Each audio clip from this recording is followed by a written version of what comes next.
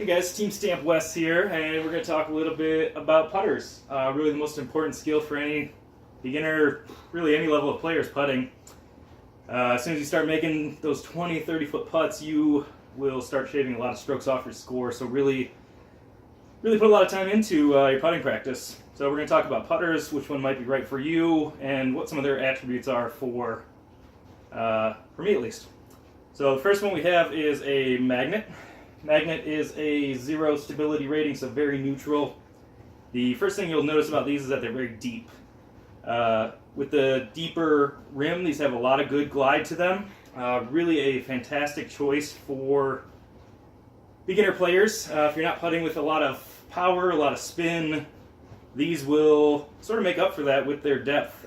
Really get a good glide to them. This one's a little flatter. A lot of them have just a slight dome to them to give them some extra glide, but very smooth around the outside, a little bit straight down on the bottom, a little bit sharper on the bottom than perhaps some of the other molds, but probably one of the better choices for beginner players just simply for the extra glide. If you're hitting cage a lot, maybe you're hitting the pole, you're not getting your disc there, give Magnet a try.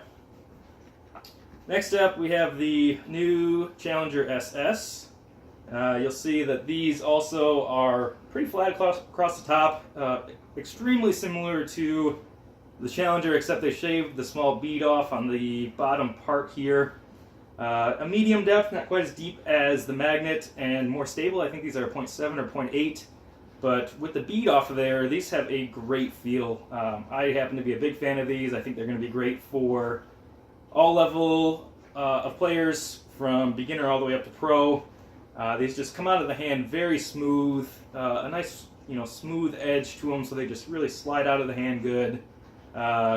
Great really for any putting style and any level of player. Medium depth, decent glide at 0.7 or 0.8. These still have some stability to them, so you still got to give them a little bit of speed. But even if you are a push putter or a loft putter, these can still be a great option for you. Next up, we have the stock Challenger, which is just a 1.0 stability rating. Very similar to the Challenger SS, very flat across the top, a little bit deeper with the extra bead on there, a little more glide, but a little more stable as well. Really great throwing putters, obviously great putting putters, the choice of a lot of pros. These don't need a ton of information because they are very similar to the Challenger SS, aside from being a little bit deeper, but really great for medium speed, medium power, all the way up to a lot of speed, a lot of power. These can, with 1.0 stability, they can handle it. Next up, we have the Banger GT, and this is actually my first putter, but I probably wouldn't recommend this for newer players. The one benefit is that the groove top does give you some really good grip on the putter. You really don't have to over grip your putts. These have a nice rounded edge to them, so you're not going to see a dramatic fade or overreaction out of them. And with the groove top actually coming down a little bit in the bottom here, if you do have a fan grip, it makes it feel a little bit shallower than it actually is in the hand. For me, I found that these didn't have quite as much glide as the Challenger, even though they're both a 1.0 putter. But I think where these really have a spot in a lot of bags is as a throwing putter. Michael Johansson, you'll see on a lot of the videos, slays with these things. Fantastic throwing putter, can be a good putting putter for medium to high speed or spin, but my personal preference is the Challengers. Next up, we have the Ringer. The first thing you'll notice about the Ringer when you hold one is that it is very shallow. These are very flat across the top as well, and they do have a medium-sized bead on them, I would say. A 1.5 stability rating.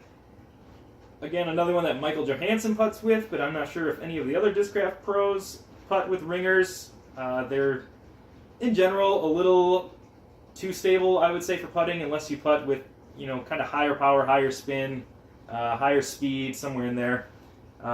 With them being so flat, they are very stable, but where I think these fit in everybody's bag is as an approach disc.